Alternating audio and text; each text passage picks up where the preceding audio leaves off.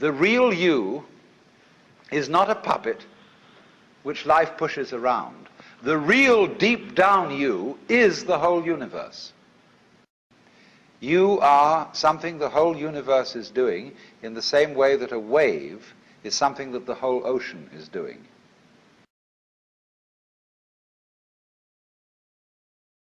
People who dropped out of college because they thought it was stupid. And they're that sort of people. We would call them perhaps beatniks. But you see, the city doesn't like it because they aren't owning the right sort of cars, and therefore the local car salesman isn't doing business through them. They don't have lawns, and so nobody can sell them lawnmowers. They hardly use dishwashers, appliances of that kind. They don't need them. And also they wear blue jeans and things like that, and so the local dress shops feel a bit put out having these people around. And they live very simply. Well, you mustn't do that. You've got to live in a complicated way. You've got to have the kind of car, you know, that identifies you as a person of substance and status and all that. It's this gorgeous red convertible. It's the one that makes me smile the most when I'm driving. So there's a great problem here in our society. Now, why is there this problem? There's always a very inconsiderable minority of these non-joiners or people who check out of the game. But you will find that insecure societies are the most intolerant of those who are non-joiners.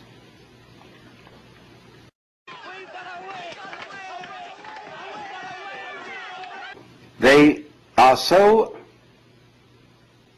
unsure of the validity of their game rules that they say everyone must play. The Ash experiment is one of psychology's oldest and most popular pieces of research. A volunteer is told that he's taking part in a visual perception test. What he doesn't know is that the other participants are actors, and he's the only person taking part in the real test, which is actually about group conformity. Please begin. The experiment you will be taking part in today involves the perception of line length. Your task will be simply to look at the line here on the left and indicate which of the 3 lines on the right is equal to it in length. So, for example, if you... The actors have been told to match the wrong lines. The volunteer will be monitored to see if he gives the correct answer or if he goes along with the opinion of the group and gives the wrong answer. In the first test, the correct answer is 2. 1.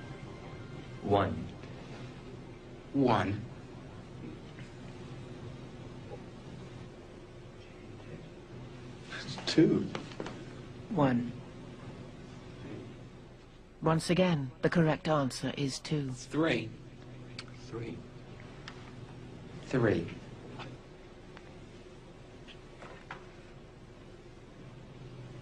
3. 3. The Ash experiment has been repeated many times, and the results have been supported again and again. Because everybody is responsible. You mean you may try not to be and avoid it and say, oh, let the senators take care of it or the president. But theoretically, everyone's responsible. Now, that's terrifying. See, it's all right when you know what's right. There is an aristocracy, there is the clergy, and they know what should be done, and they're used to ruling, you see. But now it's in your hands. You say, well, what are we going to do? Well, I think this way, and you think that way, and he thinks the other way. And so we're all unsettled.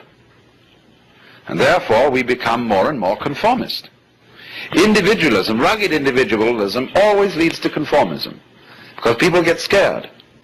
And so they herd together, and compounded with industrial society, mass production, etc. They all wear the same clothes, and they're sensible clothes that don't show the dirt too much, and we get duller and drabber, and in the practical affairs of everyday life, you get the idea not that everybody is equal in the sight of God, but that all people are equally inferior.